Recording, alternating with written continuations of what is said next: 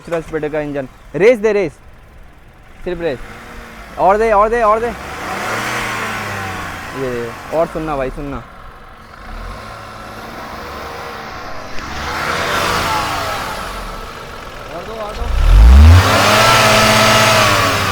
लो दोस्तों, एक बार फिर से स्वागत है आपका सौरभ गुप्ता की एक और नई फ्रेश वीडियो में। और आज हम बात करने वाले हैं टाटा मोटर्स की best SUV, mini SUV Tata Punch के बारे में। ये गाड़ी तकरीबन 2-3 महीने पीछे खरीदी गई थी, यानी मार्च के महीने में ये गाड़ी अपने पास आई थी।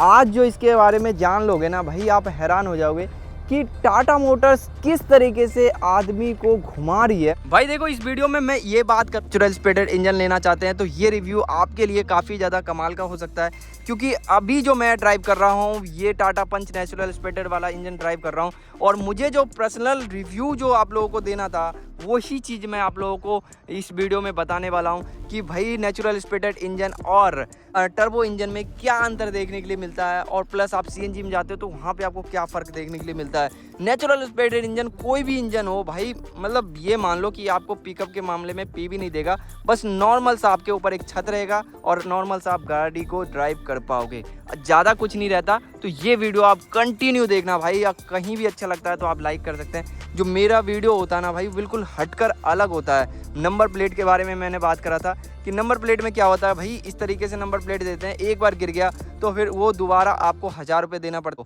तो ये ऐसा कुछ ऑप्शन होता है सरकार के घरों में, सरकार हमसे ढंग से नहीं छोड़ती है भाई। तो लेकिन अभी जो नेचुरल स्पीडेड वाला इंजन है इस गाड़ी के अंदर, उसके बारे में मैं डिटेल में बात करूँगा, तो वो चीज़ें आप ज़रूर सुनना। टाटा पंच जो है ना, one of the best SUV in micro SUV में जो है सबसे टॉप पे है।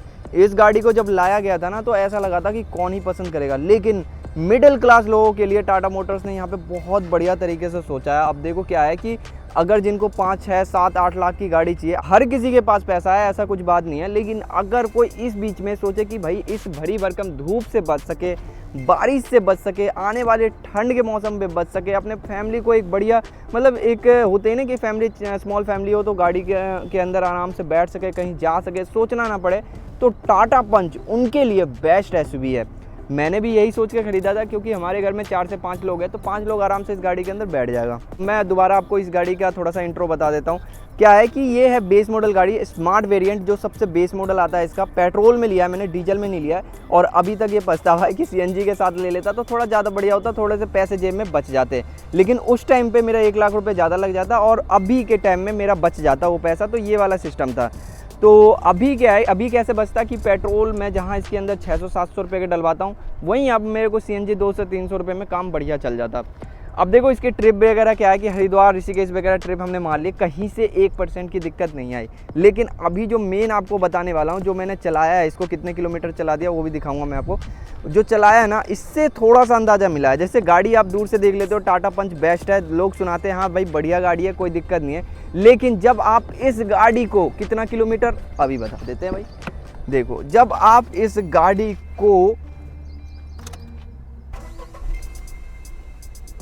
को टोटल है 3416 किलोमीटर चला लेते हो, तब आपको असल में इसके जो बिल्ड क्वालिटी है और इसके इंजन की, जो नेचुरल स्पीडेड वाला इंजन है, उसके बारे में असल में पता चलता है। अभी आप देखोगे 3416 किलोमीटर चला चुका हूँ इसको। सिटी मोड में इसके अंदर 2 मोड आते हैं, इको और सिटी। पेट्रोल बचाना है तो इको में चलाओ, और थोड़ा सा ज़्यादा पावर चाहिए तो आप सिटी में जा सकते हैं। सेम ही है यार, वैसी है, बकवास है, बस ये सारी चीज़ें सेम ही है। अभी इसको हम बंद करते हैं फ़िलहाल के लिए। अब देखो क्या है कि मैं बात करने वाला हूँ नेचुरल स्पीडेड इंजन के बारे में इस वीडियो के अंदर। अब नेचुरल स्पीडेड इंजन कैसा है कि देखो, ये गाड़ी है बढ़िया, कहीं से कोई दिक्कत नहीं है, लेकिन नेचुरल स्पीडेड इंजन कैसा, अगर आप चाहोगे, हमारे जैसे यंगस्टर चाहते हैं कि जैसे मैं अभी 24-25 साल का लड़का हूँ, तो मैं चाहूँगा ना कि भाई इसको एकदम से भगाऊँ पिकअप में, तो बढ़िया तरीके से भागे, तुरंत स्पीड पकड़े, तो वो वाला सिस्टम इस गाड़ी के अंदर बिल्कुल भी नहीं है। आप पहली गियर में इसको फंसा कर ऐसे सोचोगे कि ये तेज़ भागे, तो ऐसा कुछ नहीं है, एकदम से रेस नहीं पकड़ती। अभी देखना, ये स्टार्ट होगी ना तब देखना। इससे पहले क्या है, इस तरीके से आता है, इसकी बैटरी वगैरह यहाँ पे सेटिंग की गई है। इसके अंदर मैंने डिस्प्ले वगैरह भी लगाया ना, वो सारी चीज़ें जो है ना मैंने आफ्टर मार्केट करवाया। लेकिन जो वायर टू वायर हुआ है, इसके अंदर बैटरी से कनेक्शन मैंने 1% भी नहीं दिया है किसी को भी, कि भाई अगर आप इसके अंदर कुछ भी डिस्प्ले वगैरह लगाते हो ना, हाँ ये आप जानकारी अपने अंदर सेव कर लेना। अगर आप गाड़ी में बाहर से कुछ भी काम करवाते हो तो बैटरी से कनेक्शन बिल्कुल मत देना, क्योंकि बैटरी कल को ख़राब हो जाएगी तो उसमें दिक्कत आ सकती है। और इसीलिए बैटरी से डायरेक्ट कनेक्शन मत देना, बोलना वायर टू वायर काम करो, जिससे वायर मिल रहा है वही काम करना है, एक्स्ट्रा कुछ चीज़ नहीं लगाना है। अब देखो गाड़ी स्टार्ट करते हैं तो स्टार्ट, इंजन देखो स्टार्ट होगा, देखना अभी स्टार्ट करना, ये देखो भाई, मतलब टाटा मोटर्स की वो वाली दिक्कतें अभी तक नहीं गई है। वो पूरा इंजन हिल जाता है, मतलब 2 से 3 महीने हुए हैं और पूरा इंजन जो है ना ऐसे हिलता है। अभी देखो बंद करना, बंद करियो भाई, अब देखना दोबारा स्टार्ट, देखो बंद हुआ फिर भी वाइब्रेट हुआ, अब देखना दोबारा स्टार्ट करना भाई, ये देखो भाई पूरा इंजन ऐसे ऐसे हो जाता है। मतलब टाटा मोटर्स की अभी तक वो वाली चीज़ें नहीं गई है, नेचुरल एस्पिरेटेड इंजन है और इतना तगड़े तरीके से हिलता है ना भाई, देखो ये देखो, मतलब फिर वही वाली दिक्कत आ गई, वाइब्रेशन देखो। और जिस समय मैंने ये लिया था ना उसमें नहीं था ऐसा कुछ, मतलब बढ़िया चलता था, कोई दिक्कत नहीं था। लेकिन अभी देखोगे किस तरीके से हिल रहा है। 1 मिनट बंद करना भाई, ये देखो कितना वाइब्रेट होता है, इतना ज़्यादा वाइब्रेट होता है ना।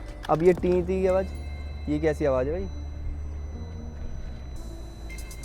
लेकिन इसके अंदर सबसे बढ़िया चीज़ पता है क्या है, टाटा मोटर्स पूरी सेफ्टी के तरीके से देती है, कहीं से भी वायर वगैरह आपको नहीं दिखेगा, मतलब इस तरीके से वायर वगैरह जो है ना, और कपलर टू कपलर वगैरह जो बढ़िया काम जो फिटिंग होती है ना वो बढ़िया रखा गया है। फिट एंड फिनिश का थोड़ा बहुत जो यहाँ पे वो रखना चाहिए। अब भाई स्टार्ट करना है एक बारी, अब देखो इसका फुल जो आवाज़ सुनाऊंगा नेचुरल स्पीड का इंजन। रेस दे, रेस सिर्फ रेस, और दे और दे और दे,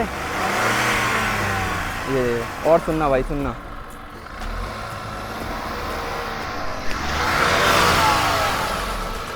और दो और दो और दो और दो। तो आवाज़ जो है इसका ज़्यादा है नहीं। और एसी बंद करके देना, एसी बंद करके, एसी बंद करो पहले, एसी वहाँ से बंद कर दो, अब देना रेस।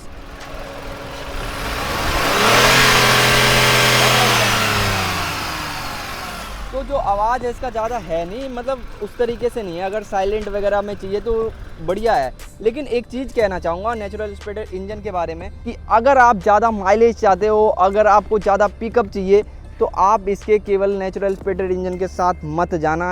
अब देखो टाटा पंच के अंदर आपको टर्बो इंजन का ऑप्शन तो मिलता नहीं है, लेकिन इसके अंदर 1.2 लीटर का रिवोटॉन नेचुरल एस्पिरेटेड इंजन आता है। अब इसके साथ अगर जाना चाहो तो ठीक है, नहीं तो अगर ज़्यादा माइलेज चाहिए तो आपको जाना पड़ेगा सीएनजी के साथ। और अगर सीएनजी के साथ भी नहीं जाना चाहते हैं तो आपको जाना पड़ेगा इसके ईवी वर्जन के साथ।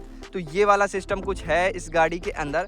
और बाकी अगर ज़्यादा पावर चाहिए तो आप फ्रॉन्क्स वगैरह के साथ जा सकते हैं, लेकिन इसके इंजन में जो है ना वो नेचुरल एस्पिरेटेड वाला इंजन, इसके नहीं कह रहा हूँ, जो भी हो नेचुरल एस्पिरेटेड वाला इंजन, तो उसमें मत जाना बिल्कुल भी। ऐसा मतलब चलाने में जो फील है ना वो नहीं आएगा। लेकिन हाँ, अगर आप एक फैमिली को बचाना चाहते हो कि हाँ भाई धूप वगैरह से, बारिश वगैरह से बचे, एक घूमने के लिए बढ़िया हो, तो नेचुरल एस्पिरेटेड इंजन के साथ जा सकते हैं। क्योंकि लोग डीजल की तरफ और टर्बो इंजन के साथ क्यों शिफ्ट होते हैं ये चीज़ें मुझे पहले पता नहीं था, लेकिन अब जो है ना धीरे धीरे इस चीज़ों का पता चला है कि भाई क्यों शिफ्ट होते हैं लोग टर्बो इंजन की तरफ। हालांकि वो भी पेट्रोल इंजन है, ये भी पेट्रोल इंजन है, तो पता चलता है कि उसके अंदर जो है ना कहीं जो पावर और माइलेज भी जहाँ तहाँ वो आपको ज़्यादा निकाल कर देती है, और जो पिकअप भी है ना वो आपको बढ़िया खासा अच्छा खासा निकाल कर देने वाली है।